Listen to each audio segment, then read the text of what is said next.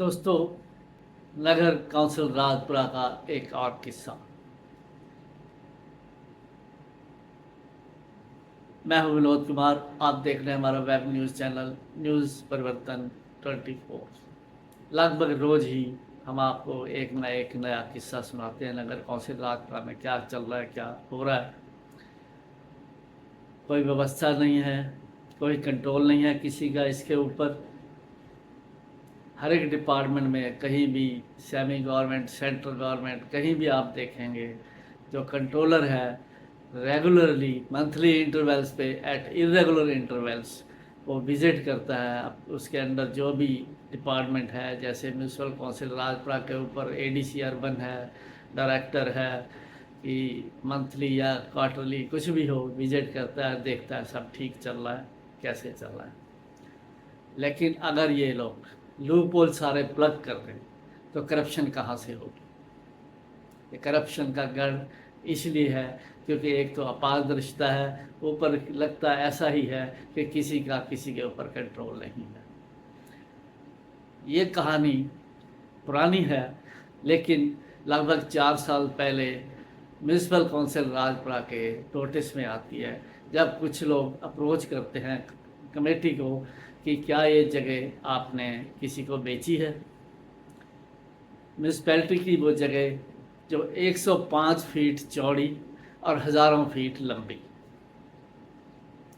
वैसे तो एक पर्टिकुलर जगह की बात कर रहे हैं हम जहाँ खेती हो रही है, लेकिन अगर बात करें शुरू से लेकर आखिर तक, आपको याद होगा स्लम एरिया भी आपको दिखाया था हमने, वो भी म्यूनसिपैलिटी की ही प्रॉपर्टी है।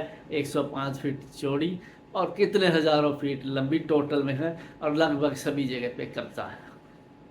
और ये जो हम बात कर रहे हैं खेत की जगह है जो, उस पर भी नाजायज़ कब्जा कई सालों से। जब लोग अप्रोच करते हैं क्या ये जगह आपने किसी को बेची है, क्योंकि उस व्यक्ति ने जिसने कब्ज़ा किया हुआ था, कब्ज़ा किया हुआ है अभी भी, उसने आगे बेच दी।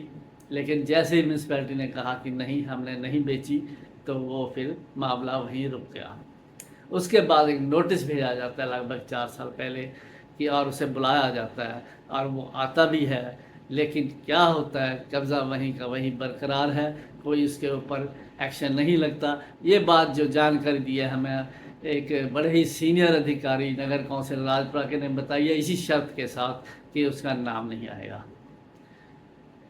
तो उसके बाद आप अंदाज़ा लगा सकते हैं, अगर वही खेती बाड़ी वाली जगह जो खेत है उसी जगह का ही वो किया जाए तो तकरीबन 8, 9, 10 हज़ार के करीब। बाकी तो टोटल एग्जैक्ट तो बाद में पता चलेगा जब निशानदेही उस जगह की होगी, तो 8-10 हज़ार करीब स्क्वायर यार्ड्स के करीब जगह बनती है। और शहर के बीचों बीच है, सब तरफ कमर्शियल और रेजिडेंशियल एरिया डेवलप्ड है।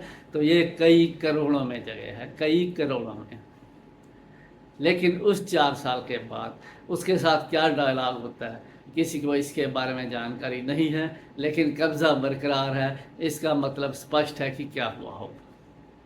आपके नगर कौंसिल राजपुरा के जो एग्जीक्यूटिव ऑफिसर हैं अवतार सेखड़ी, उनको भी ये सब कुछ मालूम है, लेकिन कहीं भी कोई विजिबल एक्शन नज़र नहीं आता और सरकारी ज़मीन यूँ ही लुटाई जा रही है, कब्ज़े हुए जा रहे हैं। पंजाब एक्ट 8 ऑफ 2020 ये कहता है कि नगर कौंसिल कोई भी सबके लिए लागू है कि एक रजिस्टर तैयार करेगी।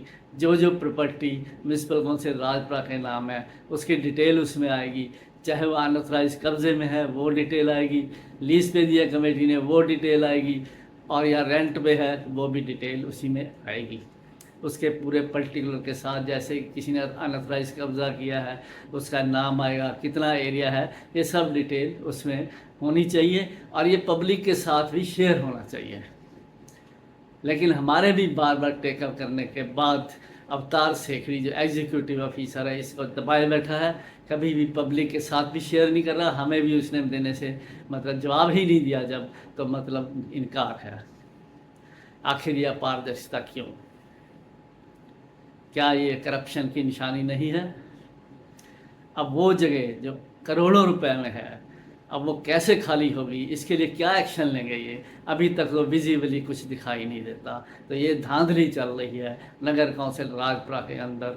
ऐसी एक और जगह की कुछ बात करेंगे चर्चा, लगभग ये सेम नहीं है, ऐसी नहीं है, लेकिन किसी और तरीके की एक वो वहाँ पे कुछ हुआ है, तो उसकी चर्चा हम कल, आप जब मुलाकात होगी आपसे तो तब करेंगे।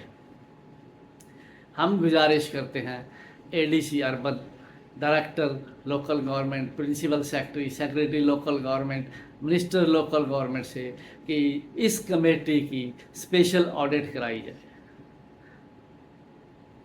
जो निष्पक्ष हो, ऐसी जांच कराई जाए पिछले 5-7 सालों की, ताकि सच्चाई सामने आ सके कि यहाँ क्या क्या घोटाला अंदर अंदर चल रहा है, अभी भी चल रहा है। जैसे फ्लैक्स का था, वो भी लाखों करोड़ों का गबन जैसा ही, घोटाले जैसा ही काम।